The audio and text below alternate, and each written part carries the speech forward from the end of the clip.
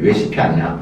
첫 번째가 이제 그런 거고, 혹시 또 다른 왜 그렇게 우리 기업들이 중국 가면 왜 대형 그룹들이 예를 들면 뭐 롯데는 롯데 그룹, SB는 SB 그룹, CJ는 또 CJ 그룹이 있지 않겠습니까? 그러면 굉장히 위험한 부분도 있는 것이 뭐냐면 예를 들면 롯데가 롯데마트가 들어가게 되면 롯데리아도 반드시 들어가야 된다. 한쪽으로 그렇게 가는데 중국은 좀 그것이 안 맞는 경향이 많습니다.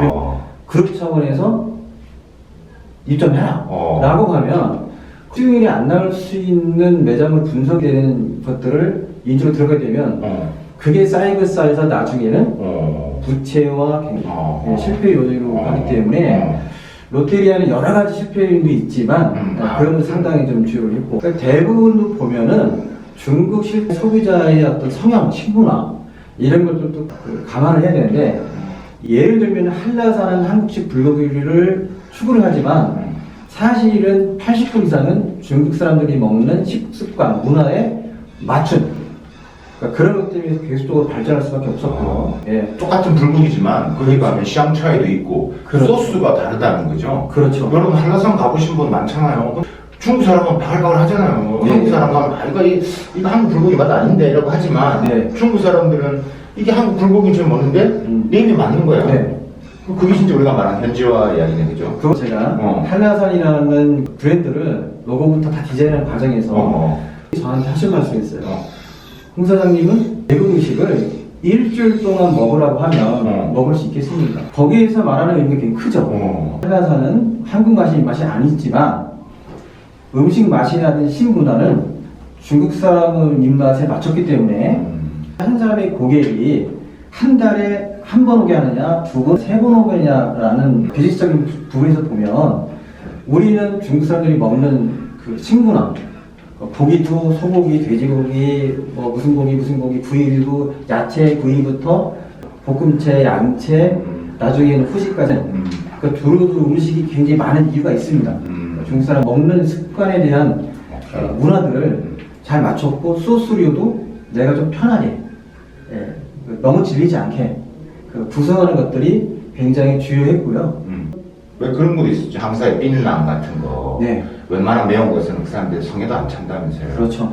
중국 한산하면 장사라는 데가 있잖아요. 그래서 제가 출장을 가가지고 영동 같은 대형 그 쇼핑거리가 있어요. 모든 가게에 사람들이 다 줄 서 있는 거예요. 그래서 제가 이제 사례를 들어봤는데 한국 분들이 그거를 보고 와 이건 너무 좋은 시장이야 해서 들어갔는데 1년을 못 버티고 다 망해 나온 거예요. 왜 그럴까 저도 생각해봤는데 제가 좀 그 조사를 해보니까 창사 지역에서 사람들이 먹는 게 있는데 그 삥랑이라고 엄청 그것이 입을 마비시켜요. 이걸 많이 먹다 보니까 웬만한 매운 거 작정하지 않은 음식은 맛을 몰라요.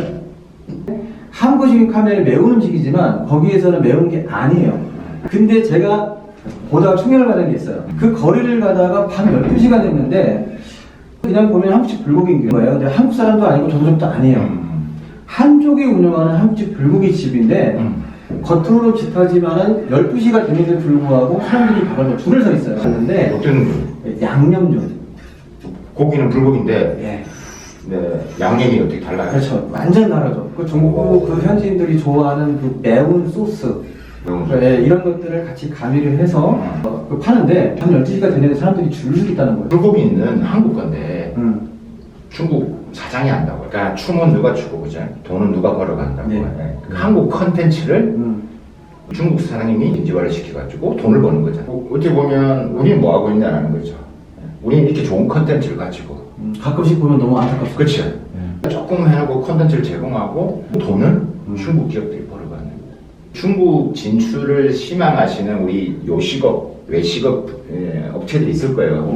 그런 분들에게 그냥 짧게 이것만 뭐 하고 가십시오. 지금의 중국은 어쩌면 한국보다 더 앞서 있는 사회가 될 수 있습니다. 물론 중국이라는 나라는 워낙 커서 과거, 현재, 미래가 공존하는 나라. 지금 현재 코로나로 인한 여러 가지 사회적으로 많은 변화가 있을 거라고 보는데요. 현재 한국의 많은 기업인들이 중국을 바라보는 것이 부정적인 부분에 바닥을 치고 있는 부분을 제가 느낍니다. 지금까지의 중국이라는 이미지는 지우시고 오늘은 중국 바라보기를 다시 할 때. 근데 저는 현지에 있는 사람 입장에서 보면 어찌됐든지 간에 중국은 버릴 수 없는 시장이고요. 한마디로 욕하자면 그럼에도 중국이 굉장한 매력이 있는 시장이니까 중국 바라보기를 다시 리셋 하시길 바랍니다. 이상입니다. 자, 중국 비즈니스를 리셋해야 될 것 같습니다. 네. 우리가 알고 있는 중국은 이제 없다라고 생각하시고 정말 빨리 변하기 때문에 네. 그러니까 중국에 대한 생각들을 이제 여러분이 다시 해야지만 시장이 보인다는 네. 말씀인 것 같습니다. 네. 감사드립니다. 네, 감사합니다. 자, 오늘 비즈니스 대담은 여기서 마치도록 하겠습니다. 감사합니다. 네, 고맙습니다.